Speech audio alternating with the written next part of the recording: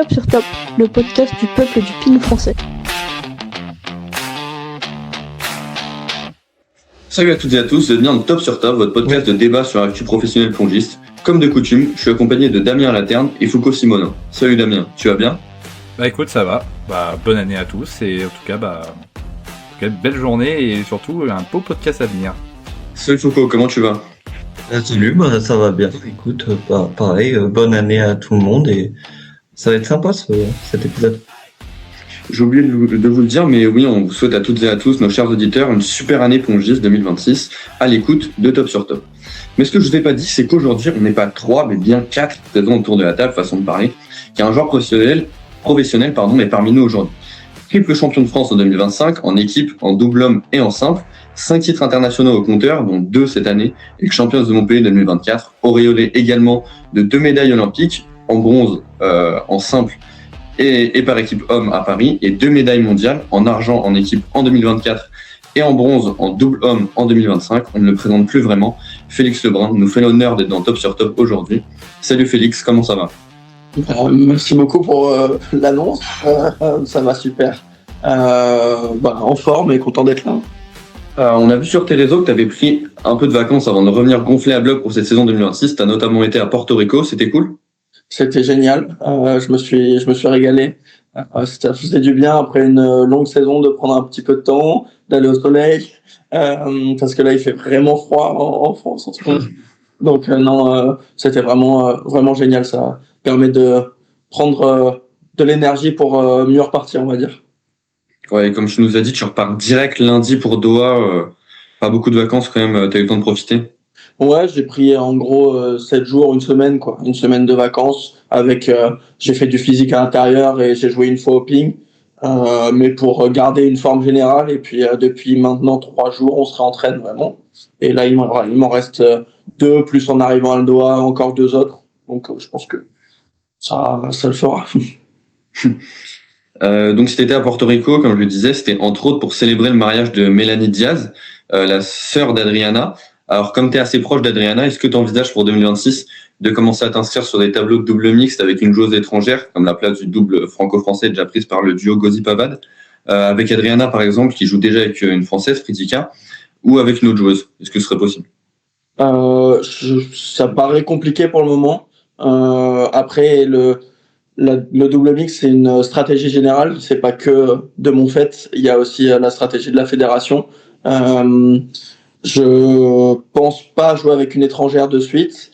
Avec une Française, c'est, comme j'ai dit, c'est la fédération qui décide un petit peu, et moi, je ferme pas la porte à ça. Je serais intéressé à faire du double mixte. Après, faut savoir que faire 3 tableaux aussi sur toute l'année, c'est quand même demandeur. Pour l'instant, on a un double messieurs qui marche bien avec Alexis. En simple, forcément, j'ai envie de me concentrer là-dessus. Donc, il faut réussir à trouver une cohérence de calendrier dans tout ça. Mais il n'y a pas de... C'est une possibilité. Mais pas une priorité non plus, quoi. Pour l'instant, pas une priorité, mais ça peut le devenir, parce que, comme on le sait, le format mixte qu'on a eu à la Coupe du Monde, c'est au JO. Il y a du double mixte à l'intérieur. Il y a beaucoup de doubles en général, donc travailler le double, ça va être important. Et puis, c'est un tableau aussi olympique, c'est un tableau où il y a des médailles à aller chercher, même si forcément le niveau est archi relevé. Mais ouais, comme je l'ai dit, je me ferme pas la porte, mais pour l'instant, c'est pas la priorité. Nous, justement, sur la Coupe du Monde mix, comme t'en parles, on a beaucoup critiqué le format. Toi, t'aimais bien. C'est quoi ton avis sur le format et sur la compétition en général ? C'est un format différent, qu'il fallait s'adapter. Je pense qu'il y a du potentiel dans ce format, dans le sens où c'est vraiment un format d'équipe. C'est vraiment un relais. C'est pas un joueur qui ramène son point, et là, on peut pas le voir comme ça. Il y a quelque chose dans le format que j'aime bien, mais en même temps, pour l'instant, je trouve que le double prend énormément de place. Il y a 3 doubles sur les 5 matchs. Il y a aussi que ça commence toujours par double mixte et simple femme. Il y a pas vraiment de changement. J'aimerais bien qu'il y ait, comme on fait, pour l'instant, c'est l'équipe la plus faible qui choisit le double en premier, en 4e. Au classement. J'aimerais bien qu'il y ait un tirage au sort, par exemple, pour que ça soit pour le simple femme ou simple messieurs en 2 ou 3, et pareil pour les doubles, que ça soit vraiment équitable, on va dire. il y a des améliorations à faire, mais de toute façon, maintenant, on n'a pas trop le choix. Ça va être le format des Jeux Olympiques, donc il va falloir s'y préparer comme ça et apprendre à l'aimer, à jouer notre meilleur niveau dessus. Ok, donc pour revenir au niveau du sportif, tu réalises une très belle saison quand même avec une 6e place mondiale à la clé, 3 titres nationaux. Tu étais champion de France en simple, en double avec Alexis et par équipe, comme je le disais dans l'introduction, avec ton club, la NMTT. Tu remportes aussi 2 titres internationaux, Container de Tunis et le Star de Mascate. Et cerise sur le gâteau, tu as gagné le bronze en double avec ton frère au championnat du monde et tu as grandement contribué au titre historique de l'équipe de France aux Europes par équipe en octobre dernier. Malgré ça, tu as subi beaucoup de vagues de critiques assez véhémentes après certaines de tes contrepairs venant majoritairement du public ou de médias dits traditionnels. Comment est-ce que tu appréhendes ces critiques? Comment est-ce que tu les reçois quand elles sont souvent injustifiées ou au moins disproportionnées? Ouais, honnêtement, forcément, on préfère avoir des compliments que des critiques, mais ça n'a pas été dur à gérer parce que nous, on avait notre chemin dans notre tête avec toute notre équipe.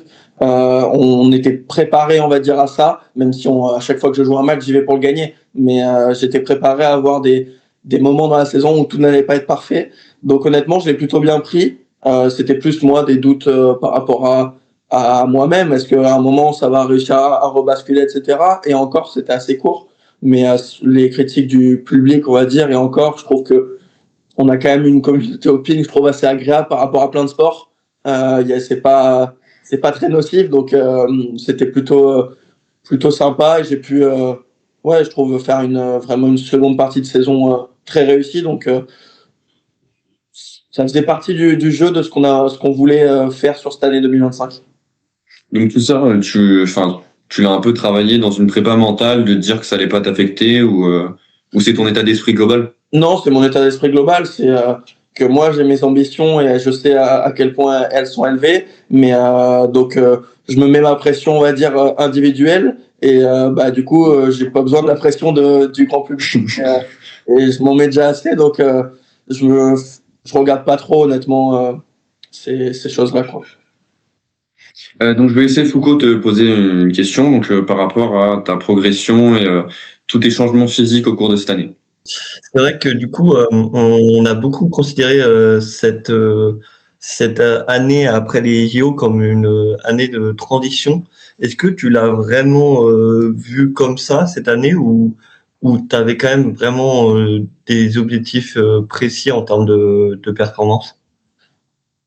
Alors globalement, oui, c'était une année où l'objectif principal c'était la progression, que ça soit notamment ma progression physique, mais aussi ma progression technique sur plein de choses que j'arrivais pas à faire avant et que maintenant je trouve que je fais beaucoup mieux.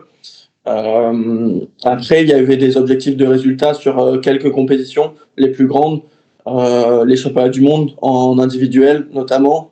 Il y avait les championnats d'Europe forcément par équipe, le Champions de Montpellier qui reste une compétition très, très importante pour nous. J'ai envie de dire que c'était vraiment avec la Coupe du Monde aussi, en fait, ce mois, toujours avril-mai, très important, où il y a, c'est pareil cette année, la Coupe du Monde, Championnat du Monde. On se fixait quelques objectifs, pareil pour, on va dire, les smash, etc. C'était des étapes plus que des gros objectifs.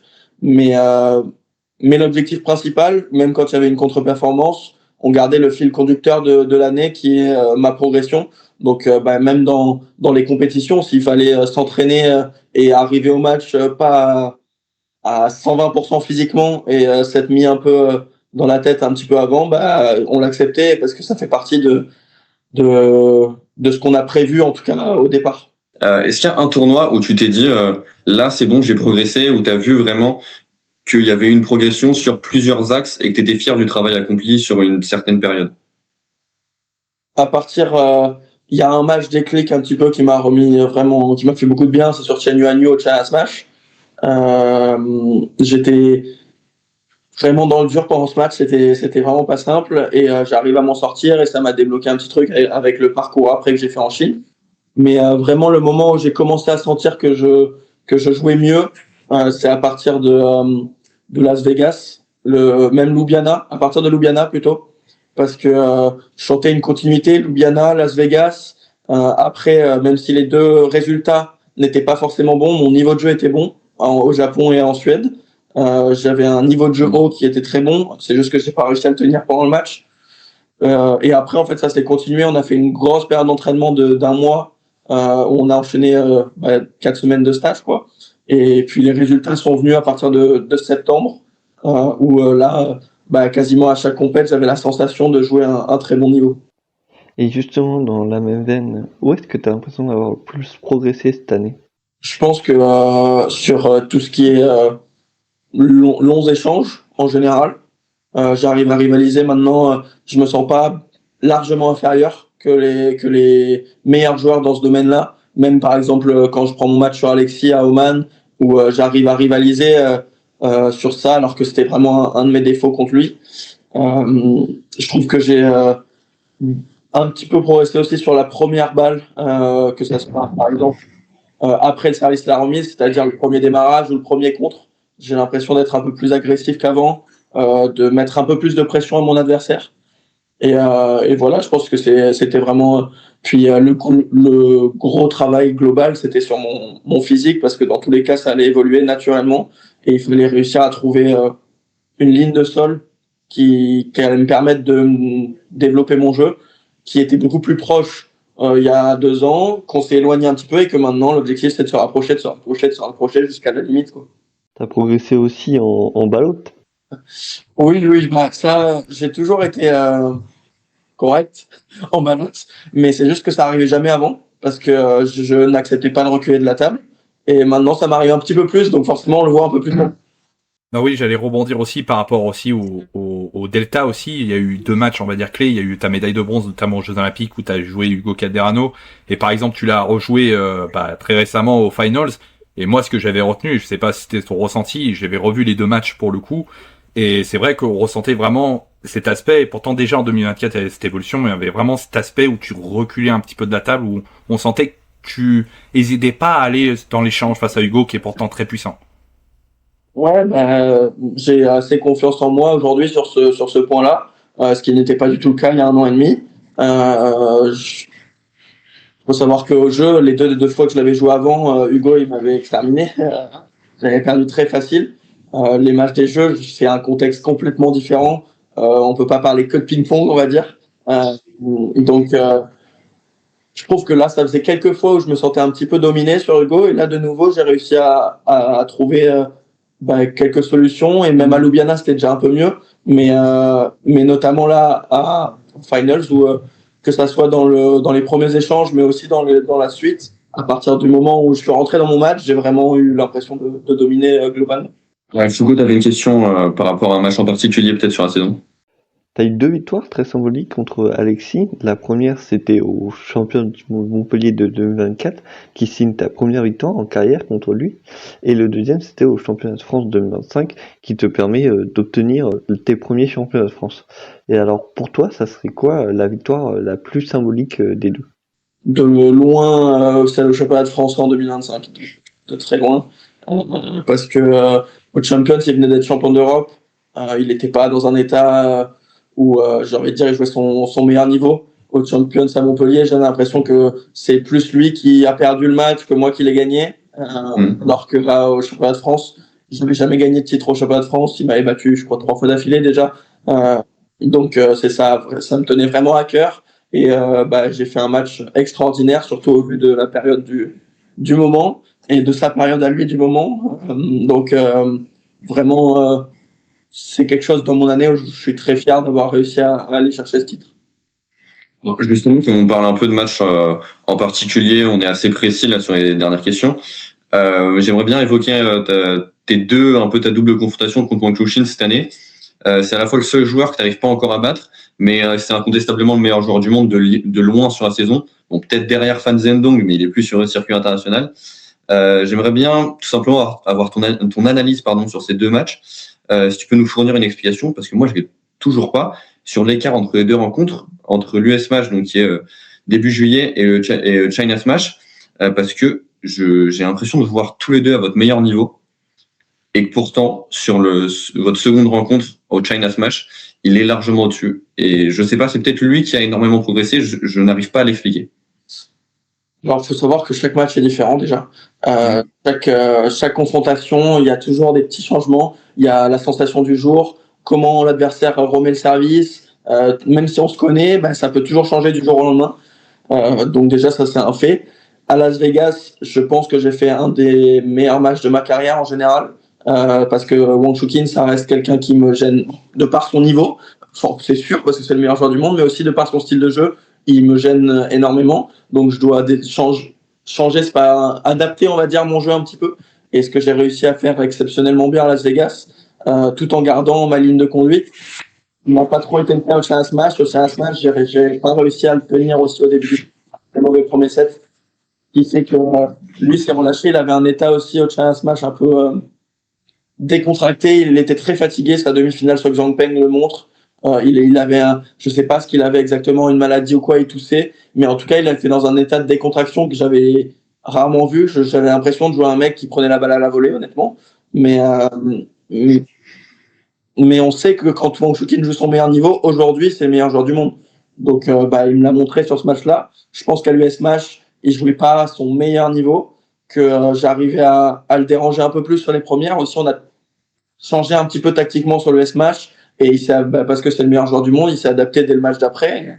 Et maintenant, c'est à nous de retrouver d'autres solutions. Mais voilà, il y a plein de petits aspects. Forcément que moi, j'ai moins bien joué au Challenge Smash qu'à l'US Smash. Et lui aussi a mieux joué au Challenge Smash qu'à l'US Smash. Mais il y a aussi un côté un peu tactique qui a produit ça, on va dire. Est-ce que du coup, tu considères ce match contre Wang Chuqin comme le match référence, ou pour toi, il y a un autre match référence sur cette année 2025?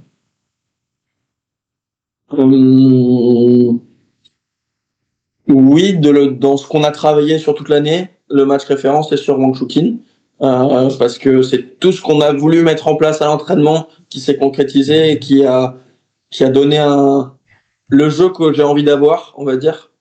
Après, en termes de fluidité et plaisir à jouer, non, c'est pas le match le plus abouti.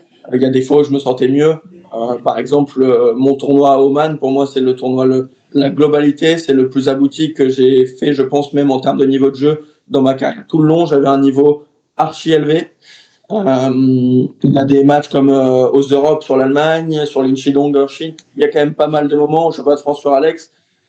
Il y a eu des moments dans l'année où je me suis senti très très bien. Mais si on parle juste de ce qu'on a fait à l'entraînement et ce qu'on voulait mettre en place, oui, sur Wang Chuqin, c'est le plus complet. Tu dis que le tournoi à Oman, c'est un des tournois où tu as pris le plus de plaisir. Tu perds aucun set avant la finale contre Alex. Bon, ça n'a pas forcément de rapport, mais est-ce que tu prends du plaisir à jouer contre Alex ou pas vraiment comme c'est ton frère? Maintenant, j'en prends énormément, surtout quand c'est en finale. On profite, nous, on s'en rend compte, mais c'est exceptionnel de se jouer dans un final d'un tournoi WTT. Pour deux frères comme nous qui s'entraînent ensemble depuis qu'on est tout petit, c'est vraiment extraordinaire. Donc on a profité vraiment. On était tout contents, mais on a mis l'enceinte dans la salle d'échauffement. Il n'y avait plus que nous. On mettait la musique et on est allé se jouer comme ça. Et c'était vraiment un kiff énorme. Au championnat de France, c'est pareil quand on joue en finale. Si là là c'est pas possible parce qu'il est tête de série maintenant à Doha. Mais imaginons on va à Doha, on joue au premier tour, non, ce serait pas un kiff total. Ouais, c'est ça. Donc Damien, je te laisse enchaîner comme tu es un peu notre monsieur tactique avec la partie avec toutes tes questions sur la tactique de Félix. C'est beaucoup de pression là. Non, ma première question, elle est simple, c'est que au-delà de tes préférences de jeu, de ce que tu analyses avant un match, tu dis toujours chaque match n'a pas le même contexte, mais si on essaie de généraliser quand même le débat, est-ce qu'il y a des joueurs actuels ou passés qui t'inspirent beaucoup dans ce qu'ils produisent pongistiquement parlant, que ce soit dans leur schéma de jeu, que ce soit aussi dans leur coup fort, et que tu dis, tiens, c'est quelque chose que j'aimerais travailler et m'inspirer justement. Ouais, alors le joueur qui m'inspire le plus de par ce que j'ai envie de produire, c'est Wang Gao. C'est lui qui a développé vraiment le revers comme je joue maintenant en porte-plume. Il a un jeu archi complet. Donc c'est vraiment intéressant de le voir jouer, même sur aujourd'hui quand il fait du panier avec les joueurs chinois. Je peux vraiment regarder comment il touche la balle. Il y a vraiment des choses à prendre. Après, souvent, en plus, en tant que plaisir, c'est les choses que je sais pas trop faire. Bah, c'est ce que j'aime regarder chez les autres. Quand je vois quelqu'un qui est comme Hugo, qui est capable de, en démarrage de pas faire toucher la balle à l'adversaire, ou Alexis, quand la balle elle vient milieu, qui prend la balle derrière lui et qui met quand même un pain, bah, ça m'impressionne un petit peu, mais je peux pas le relier à mon jeu. Oui, c'est des choses justement en fait qu'on travaille en amont, mais je pense que c'est très compliqué par la suite et c'est ça qui aussi c'est ça qui est intéressant dans ce que tu dis, c'est qu'il y a aussi une difficulté et c'est souvent le déclic qui l'importe sur un point clé, etc., qui permet de dire ah tiens ça je sais le maîtriser. Ouais, de savoir maîtriser quelque chose, on dit souvent qu'il y a 4 étapes, on va dire. La première, c'est au panier de balle. Après, c'est à l'entraînement dans une situation d'irrégularité. Après, c'est en match dans une situation sans stress, c'est-à-dire avec de l'écart ou des matchs un peu moins importants. Et puis, le maîtriser à 100%, c'est d'être capable de le faire au moment le plus important, à 3-3, 9-9, dans un grand match, quoi. Ouais, exactement. Exactement. Et le shop à la Gauzy, tu le maîtrises maintenant? Je l'ai fait au début en match, donc on va dire on est sur l'étape 3. Ouais, Damien, si tu veux poursuivre. Ouais, j'avais une question aussi un petit peu générale. Ça dépasse peut-être. Bon, en tout cas, je veux aussi avoir un petit peu ton avis là-dessus. On sait que dans le sport, on le voit, hein, la data, l'analyse vidéo, elle est partout dans tous les sports. Je pense qu'aujourd'hui, un athlète ou un club qui n'utilise pas ces procédés-là, bah, je dirais pas largué, mais en tout cas manque un petit peu quelque chose en plus. Mais est-ce que justement, selon toi, la généralisation de ça dans le travail en amont des matchs, est-ce que ça en enlève de l'instinct quand tu es sur la table, ou est-ce qu'au contraire t'arrives vite à on va dire dépasser ce cadre-là et que tu arrives à exprimer ton ping et même à faire des choses qui n'ont pas été pensées en amont? Ça dépend vraiment des joueurs, je pense. Moi, je suis mon instinct en général, même si on a vu que dans une stat, c'était pas forcément le coup à faire. Si je le sens vraiment, j'y vais en général. Mais c'est pas le cas de tout le monde. Et c'est pour ça aussi qu'on a des stats derrière qui peuvent analyser les stats et nous les donner pas avec tous les chiffres, mais avec des orientations de jeu et qui peuvent permettre de garder cet instinct-là et de pas tout savoir, parce qu'il y a tellement d'infos dans les datas que des fois tu peux te perdre. Oui, ça c'est clair. Ça c'est clair. L'aspect de, comment on va appeler ça, de simplification, on va dire, d'amener les données très importantes, c'est clé. Parce que sinon, après avoir un match, on peut pas le jouer, en fait. Ouais, c'est ça. Et puis il y a toujours, on dit la tactique, c'est 4-5 points, 4-5 points dans le set. Après, il y a une quinzaine de points qui se jouent et qui se joueront tout le temps. Vraiment, le moment qu'on a préparé, ça va se jouer sur 4-5 points, mais c'est ce qui va faire basculer à 11-8 pour toi au lieu de 11-8 pour lui, quoi. Très bien, très bien. Et j'avais une dernière question un tout petit peu plus marrante, mais c'est selon ton feeling personnel. On sait que tu as une énorme variété au niveau de tes services. Et justement, je voulais poser la question, toi, ta préférence, justement, dans les points qui suivent. Tu préfères vraiment le court avec, justement, une variation d'effets quasi limitée, parce qu'on sait que tu maîtrises à peu près tous les effets, ou justement, au contraire, le long, mais le long le long rapide, justement, le long rapide, c'est quoi tes préférences? On sait que tu utilises vraiment les deux. T'es un des joueurs du circuit qui le fait le plus, justement, cette variété.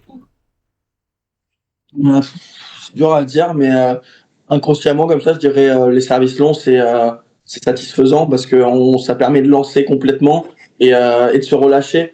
Enfin, pour beaucoup de joueurs, quand on est tendu, c'est un peu dur de faire des services longs, mais pour ma part, ça permet de lancer le jeu et pas avoir à faire de coups très précis. Par exemple, quand je sers court, le mec remet court, faut être très juste. Alors que quand on sert long, bah, ça lance dans l'échange, et dans l'échange, on a moins le temps de réfléchir. Donc ça permet de me relâcher un petit peu, donc je reste sur le service long.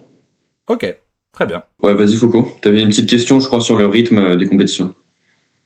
Ouais, parce que il y a eu quand même une grosse polémique là, il y a un an quand même, l'année dernière, sur tout le rythme WTT, notamment sur les zéros quand on participait pas à des compétitions, etc.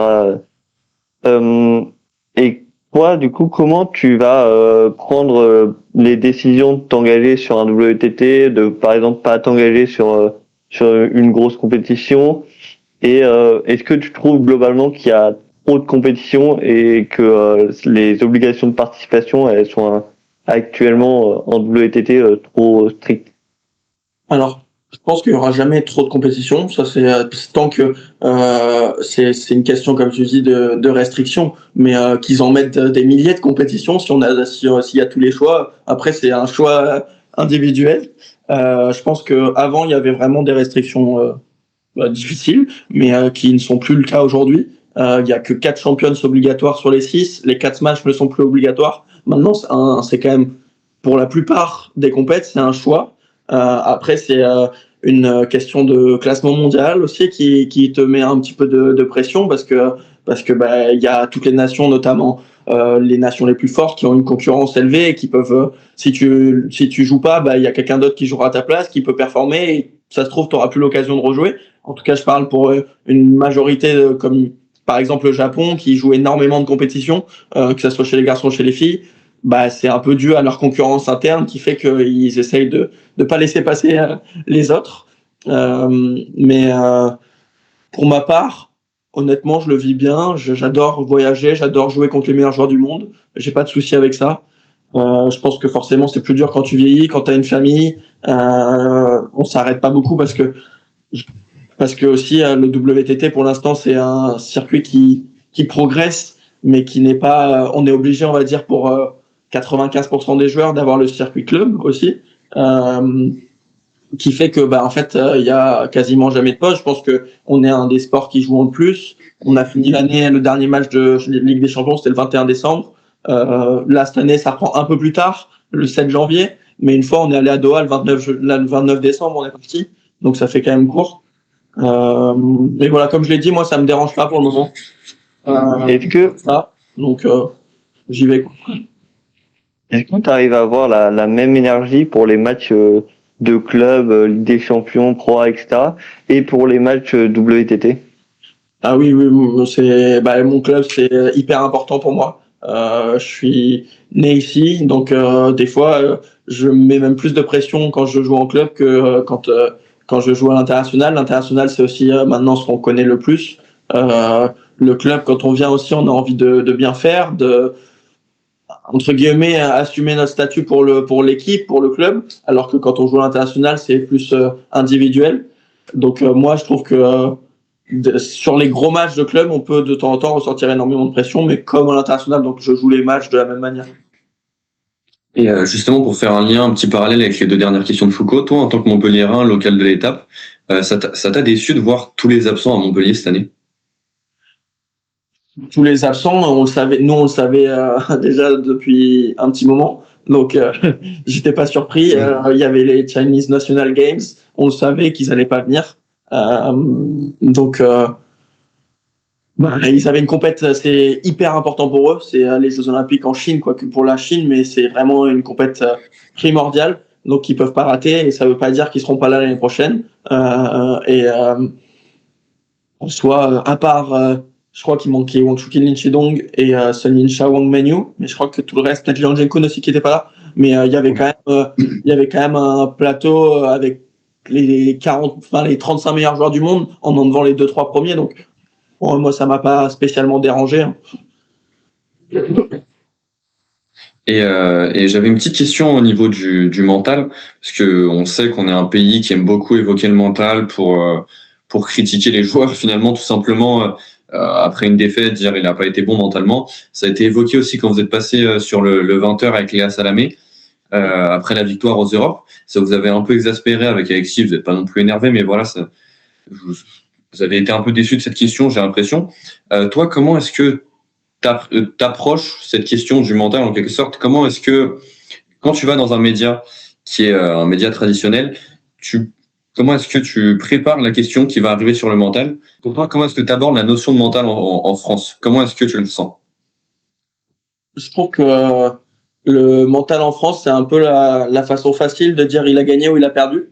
Je trouve que c'est la problématique, on va dire, de ceux qui ne suivent pas vraiment le sport et qui, tu gagnes 11-9 à la belle, qu'est-ce qu'il est fort mentalement, tu perds 11-9 à la belle, il est pas très fort. Je trouve que c'est trop limitateur, on va dire. Alors que, bien sûr que le mental, c'est une partie de la performance, mais qu'on ne peut pas enlever avec la technique et le physique. Tout est lié pour réussir une grande performance. Donc, c'est pas parce que à la fin, j'arrive à gagner ce point. Peut-être que ce point-là, ça va être grâce à mon mental, mais peut-être que ça va être grâce à mon travail technique que j'ai fait pendant un mois qui m'a fait réussir ce coup-là à ce moment-là. Donc, pour moi, c'est vraiment... c'est un peu énervant que ça soit quand on gagne ou quand on perd, mais quand on gagne et qu'on dit que c'est parce que j'ai ou on a un bon mental alors qu'on passe des millions d'heures à l'entraînement, ou quand on perd et que c'est relié à ça alors que c'est pareil, on en passe des millions d'heures. Je trouve que c'est un peu dommage, ça rabaisse un petit peu la performance sportive dans son intégralité. Et justement, j'avais une question. Ah, pardon. Ouais, Damien. J'avais justement une question par rapport à ça.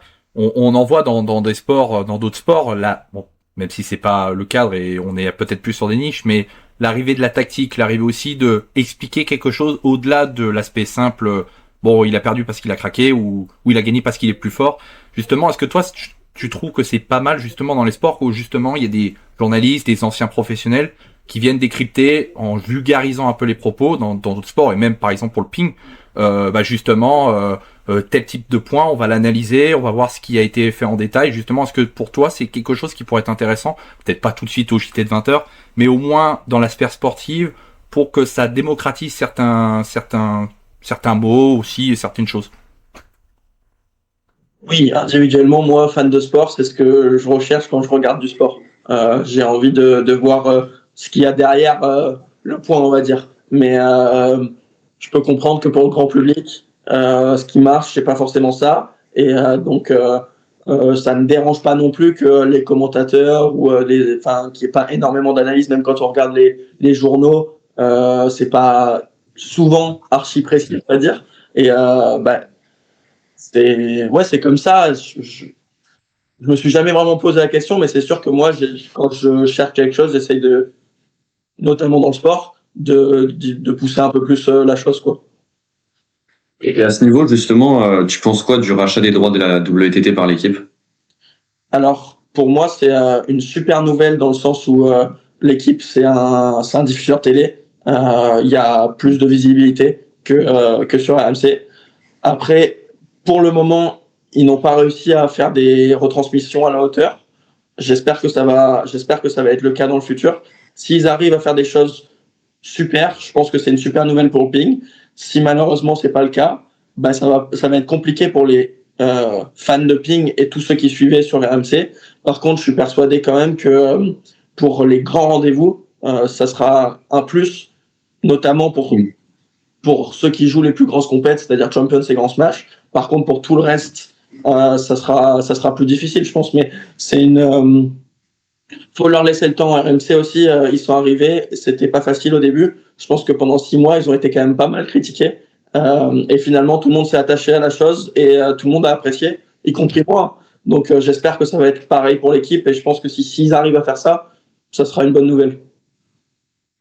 Ok, donc je voulais te poser une petite question aussi par rapport au classement des 50 personnalités préférées des Français, qui sort chaque année en fin d'année, tu sais. Et avec Alexis, vous êtes placé à 39e place. Et aussi par rapport au classement des personnalités, mais au niveau des sportifs préférés des Français. Et vous êtes 2e derrière Léon Marchand cette année. Donc j'imagine que ça doit vous faire très plaisir forcément de figurer aussi haut dans ces classements qui sont assez prestigieux. Mais par contre, est-ce que vous en avez pas un peu marre qu'on vous associe constamment quand c'est des médias assez traditionnels et même en général les frères Lebrun, alors que même si on sait il n'y a pas de problème entre vous, vous entendez très bien tout ça, vous êtes quand même deux personnalités très différentes l'un de l'autre, tout simplement. Ouais, bien sûr. Déjà, super heureux de faire partie de ces listes-là. Quand tu vois les noms à côté, ça fait toujours plaisir. Savoir qu'on a marqué un petit peu les fans de sport en France, c'est une fierté. Après, qu'on nous associe à chaque fois, on l'a un peu voulu au début aussi. Ça nous a permis de nous développer. Maintenant, on fait plus tout pour ça, mais naturellement, ça se fait et ça nous dérange pas, donc on l'empêche pas. Et je pense que c'est quand même largement un plus pour nous d'être deux frères que quelque chose de difficile. Donc non, ça dérange pas. Et de temps en temps, on essaye de faire des choses individuellement. Je parle du côté médiatique parce que bien sûr dans la vie on le fait, mais que la plupart du temps on soit ensemble, non, c'est pas dérangeant. Ok. Donc, à moins que Damien et Foucault, vous ayez une dernière question pour Félix, on va pouvoir passer à un petit jeu qu'il a accepté de faire avec nous. Donc, je vais te poser 13 questions flash. J'en ai trouvé une petite dernière il y a 5 minutes. Tu auras 1 minute pour répondre. Et comme tu as accepté gentiment et avec générosité, pour chaque question à laquelle tu n'auras pas répondu dans le temps imparti, t'offrira un exemplaire dédicacé de votre BD que vous avez sorti avec Alexis assez récemment et qu'on offrira à notre communauté avec un concours sur les réseaux sociaux. Oui, parfait. Foucault, t'es prêt à poser des questions? Attention, il faut aller vite. Ouais, On va faire 1 minute. Tu penses faire combien, petit pronostic? 10, 11. Allez, t'es prêt? T'es prêt, Félix? Vous êtes prêts, les gars? Allez, Le joueur avec qui tu préfères t'entraîner. Alexis. Celui avec qui tu préfères jouer. C'est la même chose. Non, contre qui tu préfères jouer? Contre qui je préfère jouer? Antoine, Achard. Celui contre qui tu détestes jouer. Bon, Choukine. Ton rituel avant chaque match. Allez faire pipi. La musique que t'écoutes avant chaque match et celle que t'aimerais mettre en entrée si la WTT vous laissez choisir.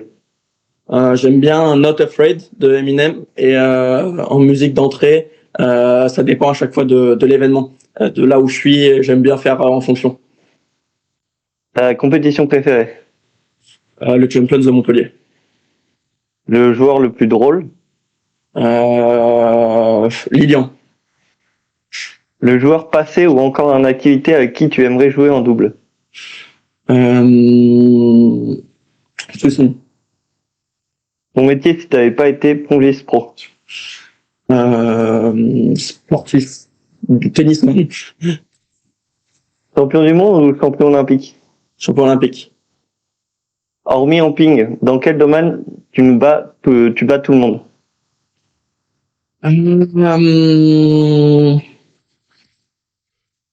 Je sais pas. Pas grand chose. Quelle est la question dont tu en as marre qu'on te la pose? C'était Alexis ou t'es Félix? Et une petite dernière. Tu préfères que l'OL gagne l'Europa League cette année ou que la France gagne la Coupe du Monde? Que la France gagne la Coupe du Monde. Ok, bien joué. Non. Damien? 1 minute 30. Ça tout rentré dans la Non, voilà. Non, mais il y avait certaines questions qui étaient un petit peu longues, ouais. Donc là, 1 minute, j'allais faire le top au moment où t'allais poser ta question, toi. Voilà. Bon, ça, il y a des questions qui étaient. Non, mais Bien joué, hein. On n'aura rien à faire. il y a au moins une que j'ai pas réussi, c'est celle où je bats les autres. Je me perçois. Ouais, il y en a Au une. tennis. Ouais. Ah, il y en a une. Au tennis. Ouais, si, ouais. Non. On peut dire Marc tennis, Alexis, il me ouais. démonte au tennis. Ah ouais? Ah ouais? Il est plus fort que moi. Enfin, il me démonte, non, mais j'ai déjà gagné, mais il est plus fort que moi, largement. Donc on aurait pu avoir les deux frères Lebrun au ping et au tennis. Non, et avec le double, tu peux la développer celle-là? Pourquoi Chouchine? Pourquoi Souchine? Parce que c'est, je pense, un des meilleurs joueurs de double de l'histoire, je pense. Parce qu'il est porte-plume, parce qu'il a un jeu tout en coup droit, parce qu'il pourrait m'apprendre pas mal de choses, je pense, en jouant avec lui. Ok. Oui. Et puis, je trouve... Ouais, Damien. Puis je trouve que vous irez très bien, parce que la plupart du temps, dans les doubles, souvent, Jushin prenait plus, s'écartait plus de la table, et par exemple, Fan Zendong, quand il jouait avec lui, était souvent un peu proche de table. Donc souvent, ça, Ouais, je pense qu'avec toi, ça pourrait bien aller, je pense.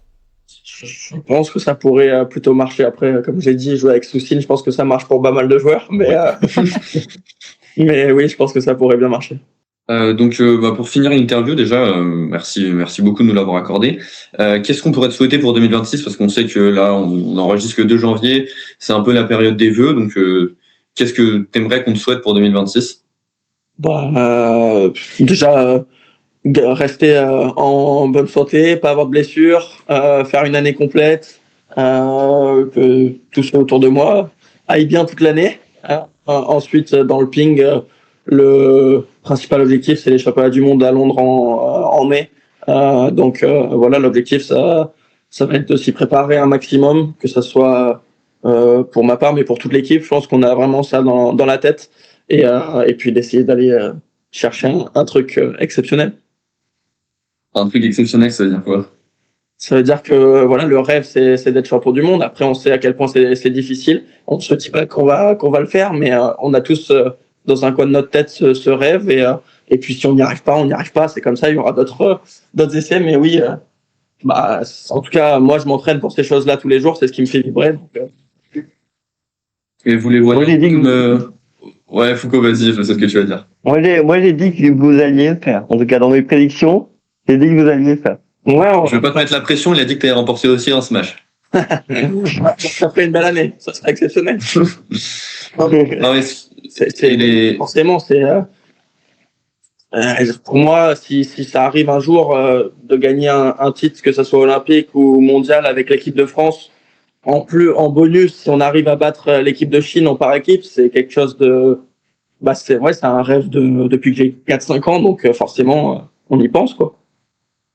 Et du coup, les championnats du monde à Londres, vous les voyez un peu comme des championnats du monde à demi à domicile? On espère que ça sera le cas. Venez. Et ouais, dernier petit truc auquel je pensais, c'est pas forcément le plus important, mais est-ce que tu vas venir passer une tête à Hennebont et à Lille pour les feeders? Tu vas suivre ça un peu ou pas?